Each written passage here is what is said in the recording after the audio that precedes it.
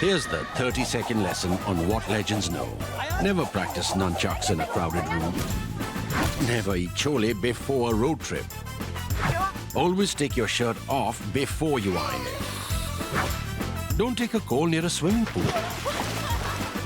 And don't forget, saving is not investing. Legends don't just save, they invest in mutual funds. Mutual fund investments are subject to market risks. Read all scheme-related documents carefully. Time to fasten seat belts, as I have done, because within a few hours, the first signs, exit polls, etc. on this US presidential election will start coming in. However, given how close this election seems to be, I don't know how much would exit polls matter. At the same time, as hours pass, picture will become clearer, and who knows, it will become more muddled. So while we brace for all that, I'm conscious that anything you say on the eve of counting on this US presidential poll would usually have the half-life of not more than a few hours. That's how quickly this could get dated, or you could get dated, and this is how perishable this is. That's why I'm trying a different approach to cut the clutter today. Tell me if you like it. In fact, given how close the race is, how ideologically polarized this campaign, the wide divergences on most key issues between Kamala Harris and Donald Trump, maybe it's also important to see it is worthwhile to look at some possibilities entirely from India's viewpoint. And I will give you then both options. If Harris wins or Trump wins, I've taken that order alphabetically for their second name. So H comes before T. I do it because you can't be indifferent to a US presidential election, nor cynical in the way mantra of Ramayana has ingrained in our popular consciousness and culture. Ko nrip ho, hame kya hani? Why should I care who is anointed the monarch? I will remain a housemaid. I will not become the queen. That's what she said. But that is not the way the world can look at a US presidential poll, because US president is not the monarch of the world. But in this increasingly diverse world, not multipolar yet, but increasingly diverse world, and world where nations' interests clash, and also where multiple wars are going on, I will borrow an idea from Prime Minister Narendra Modi from when he said, this is not the era of war. It is also not the era of such cynical indifference in geopolitics. We all have a stake. And India, a rising power, cannot be blasé about change in any important capital in the world, least of all in Washington. We listed earlier all the areas of divergences in this most polarized US election in recent memory. There is, however, one area of equally wide convergence over improving the relationship with India. We are looking at 5 important areas where US policy matters for India, 5 very broad areas, and how it may vary between Harris and Trump. First, we list the strategic issues and divide these into 3: geographically or geopolitically, local, regional, and global. So number 1, local for India is the immediate neighborhood. Though China will feature in all 3 categories, local, regional, and global. So far, between Obama, Trump, Biden, India has seen a favorable bipartisan consensus. On China, this will sustain. In fact, in case it's Trump, it will become even stronger. Lately, however, we have seen the Biden administration break away from India's view on some of its neighbors, especially Bangladesh and Myanmar.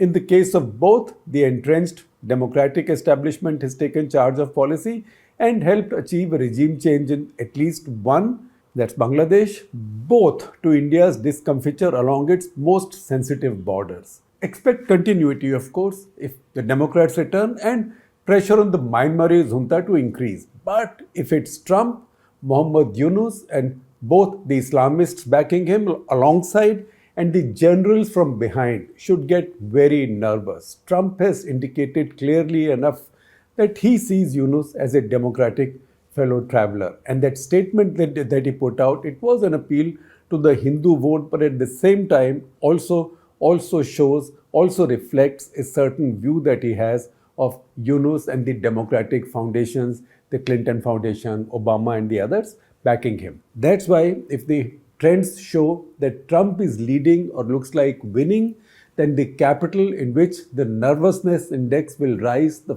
fastest and the most steeply will be Dhaka. Myanmar, there is a greater chance that Trump will be indifferent to the junta or what's happening there. In fact, he'll wonder where it is, nor will his establishment bother. That will leave India more space in Myanmar. A Trump presidency may bring India some concerns on Pakistan, however. The Biden administration has by and large relegated the country to a very low priority. For a long time, Biden has not even called a Pakistani Prime Minister. Imran Khan finished his entire tenure without having a call from Biden.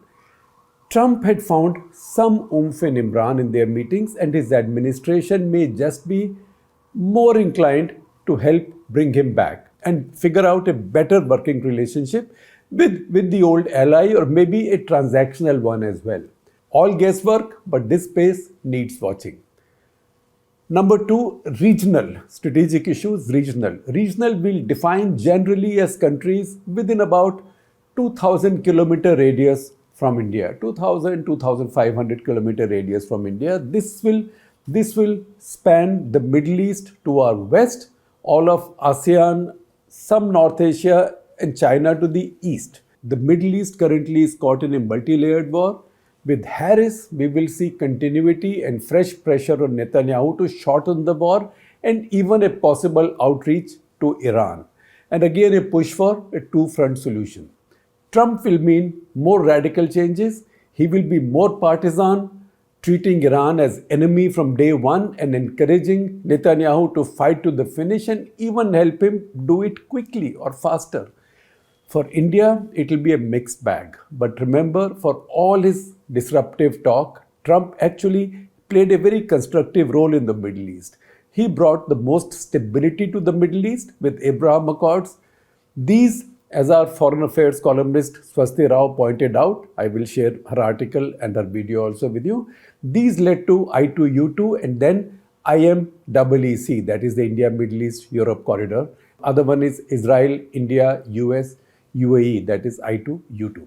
Trump will push further in this direction, try to bring the Saudis into the Abraham Accords and isolate Iran. So brace for more excitement. On the eastern side, not much will change, except that Trump might pay more attention to Indo-Pacific and Quad than Kamala. He will also be more impatient with India's idea of avoiding any overt security flavor to it, because his message to Modi will be, what are you talking about? Why are you trying to nuance this? Just let's state it clearly that this is a security alliance against China. Otherwise, what are we talking about? In any case, who believes in the vaccines? You know how Trump talks. The difference here will be subtle, however. The difference in the approach that the two have to the Quad in terms of how they relate to India will be subtle, not major. Point number three, globally. Now strategic issues globally. Globally, the region that is really praying for Kamala Harris is most of Europe, barring some like Hungary's Viktor Orban. A Trump victory can be a Putin victory in the sense that he may be able to stop his unwinnable war, declaring some sort of a victory if Trump, as he has been promising, tries to enforce a ceasefire and a settlement soon. Ukraine's morale will be shattered. The moment Trump wins, Ukrainian army's morale also will be shattered. Europe's security architecture will be shaken, if not rewritten. This kind of a change, a Trump victory, will make India consider two different outcomes. One, that the post-World War II principle that no country can take another country's territory through war by military means, that principle will be rewritten, because in this case, Russia would have taken quite a bit of Ukraine's territory, almost about 19%. This is a negative for India. The second, that Russia will be able to end the war and become less vulnerable to the collapse that the Western powers have been seeking so far, and thereby less dependent on China, which is good for India. Sanctions will go and global oil prices will moderate a bit. That will also be a positive for India. If Kamala Harris picks up the baton from Biden, you can see the West increasing support for Ukraine enormously, a probable release of long-range weapons like ATACMS, and a significant number of F-16s might be flying in combat by February, if not earlier. It does seem, however, that either candidate will keep a tight focus on China and Indo-Pacific.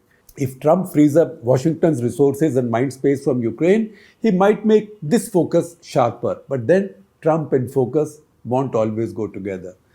What if Xi Jinping suddenly becomes a great friend like Kim Jong-un did one day?